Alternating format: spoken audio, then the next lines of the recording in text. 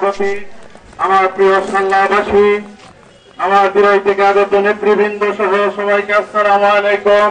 হিন্দু ভাইদেরকে আদাব। আসলে আমরা আজকে এসেছি, কালকে থেকে আমরা একটা নতুন সূর্য উদয় হয়েছে। আপনারা দেখেছেন মানুষের অন্তরের মধ্যে একটা আনন্দ প্রবাহিত হচ্ছে। কিসের জন্য আপনারা তা জানেন, সবেরই জানা আছে।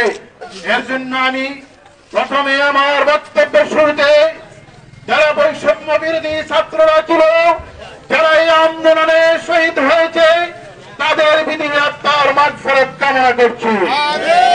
বাংলাদেশ যতদিন থাকবে স্বর্ণাক্ষরে মুক্তিযোদ্ধা হিসাবে তাদের নাম লেখা থাকবে। আমার প্রিয় সাল্লাবাসী, আপনারা জানেন, আপনারা আমরা সাল্লা এবং দিরাই বৈষম্যের শিকার বহু আগ থেকে।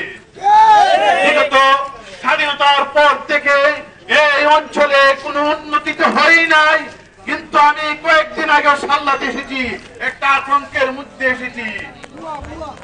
সবাই যেন থানাতে যাইতে হয় আমাদের মিটিং করতে গেলে। আমার নেতৃবৃন্দকে অনেক হয়রানি করা হয়েছে।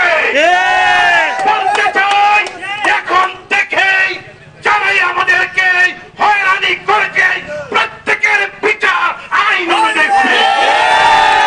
আমরা কাউকে ছাড় দিব না। এখানে হিন্দু অধ্যুষিত এলাকা।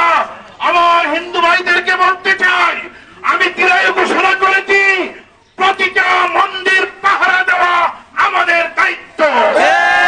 দিরাই সাল্লাহ সহমর্মিত একে অন্য ভাই ভাই হিসেবে বহু আগ থেকে আমরা চলতেছি। যারাই আমাদেরকে এই ফাটল করাবে তাদেরকে চিহ্নিত করে রাখো, আমরা করবো ইনশাআল্লাহ। আর আমরা তো মাত্র গতকালকে বিজয় উদযাপন করেছি, আজকে আপনাদের সাল্লাতে এসেছি। আপনাদের কাছে আমার একটি অনুরোধ, আপনারা ঐক্যবদ্ধ ভাবে ধর্ম বর্ণ নির্বিশেষে যারাই আজকে আমাদের লুটেরা ছিল, যারাই অন্যায় ভাবে দখলদারিত্ব করেছে, প্রত্যেকের নাম আপনারা লিস্ট করেন। কোন ভয়ের কোন কারণ নাই। সময় এসেছে রাষ্ট্রকে মেরামত করা। সাল্লাবাসীকে বলতে চাই, দিরাই আপনারাও সাল্লাকে মেরামত করেন। অন্যায় করেছে তারা লুঠেরা, অন্যায় বলে আপনার আমার সম্পদকে তারা লুণ্ঠন করেছে, তাদের বিচারের কাজ করায় আমরা তার করাবো ইনশাআল্লাহ। আর যেন আমরা বৈষম্যের শিকার না হতে হয়। আর উন্নয়ন তো চাই, আপনাদেরকে আওয়াজ দিতে পারে।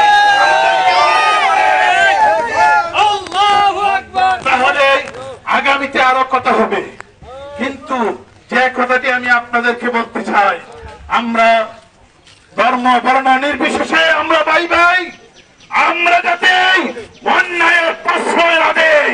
যারা লুটেরা, যারা খুনি, যারা রাষ্ট্রকে বিগত 16 বৎসর আমার দিরাই সাল্লাহ উন্নয়নের টাকাকে লুটে খেয়েছে, তাদেরকে আপনারা চিহ্নিত করবো,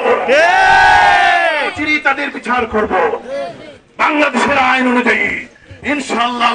এইভাবে যদি আমরা দাঁড়িয়ে যেতে পারি, আমাদের সাল্লাহ দিরাইয়ের উন্নয়ন হইতে বেশি সময় লাগবে না।